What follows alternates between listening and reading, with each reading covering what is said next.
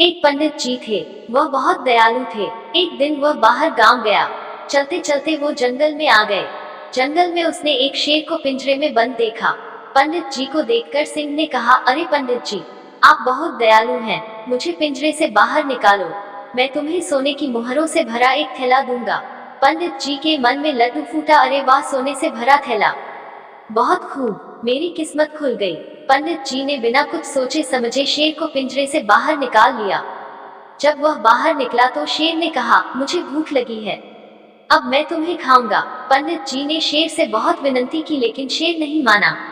शेर ने कहा, नहीं, मैं तुम्हें खाऊंगा। उसी समय एक लोमड़ी वहां आई।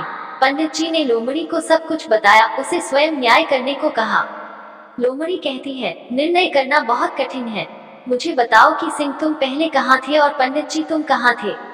यह सुनकर शेर पिंजरे में कूद गया और खड़ा हो गया और बोला, मैं पहले यहाँ खड़ा था। पंडित जी ने बताया कि कैसे उन्होंने शेर को पिंजरे से बाहर निकाला। लोमड़ी ने पिंजरे के पास जाकर दरवाजा बंद कर लिया और कहा, सिंहराज, जब तुम पिंजरे में थे तो दरवाजा ऐसे ही बंद था, है ना? शेर ने कहा, हाँ। लोमड़ी ने कहा, पंडित जी, अब आप आगे चलो। भले ही आपने शेर पर एक उपकार किया, लेकिन वह आपको मारने के लिए तैयार हो गया, इसलिए शेर पिंजरे में बेहतर है। यह कहकर लोमड़ी भी जंगल तरफ चली गई।